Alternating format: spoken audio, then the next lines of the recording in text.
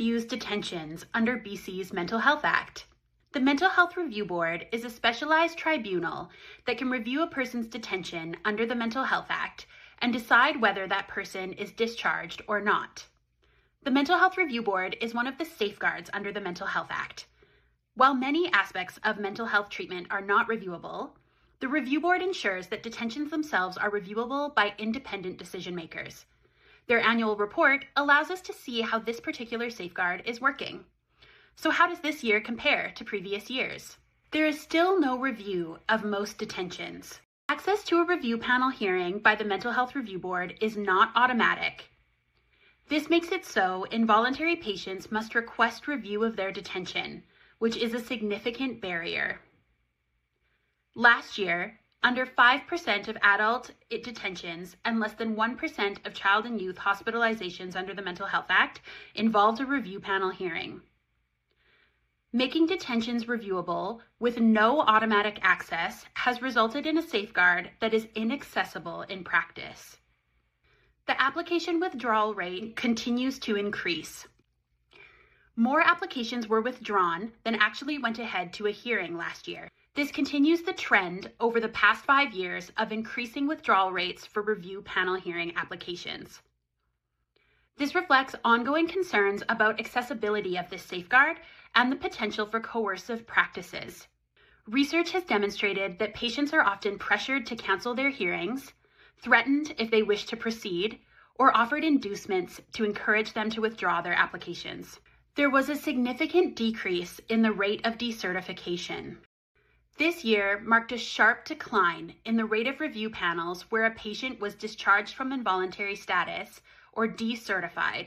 The number of review panels resulting in decertification has almost halved in just 4 years. The percentage of patients winning their review panels is shrinking, and the vast majority of review panels last year decided that a patient's detention under the Mental Health Act should continue. What else should you know about the latest Mental Health Review Board annual report? Observations from the Reasons Analysis Project.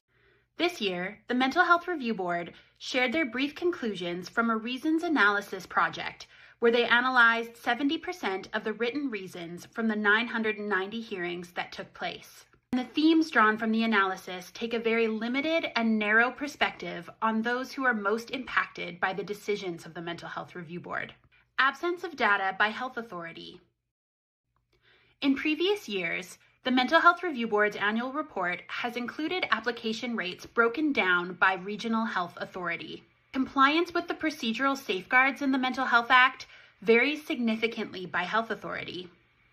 Without transparency around the Mental Health Review Board application rates by health authority, it makes it incredibly difficult to identify and address access to justice issues that are specific to each health authority.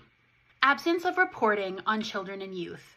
The representative for children and youth released a report in 2021 and a follow-up report in January 2026, documenting several concerns about the rights of young people impacted by the Mental Health Act, including that children and youth are accessing review panel hearings at much lower rates than the general population. In 2023, the Mental Health Review Board hired a specialized navigator to support the review panel applications for patients under 25 years old. However, in this year's annual report, there is no information on the number of applications or hearings involving children and youth, or how the navigator position is impacting the accessibility of the hearing process. Overall, this year's report suggests that very few Mental Health Act detentions include a review panel hearing, and of those, very few see a successful outcome.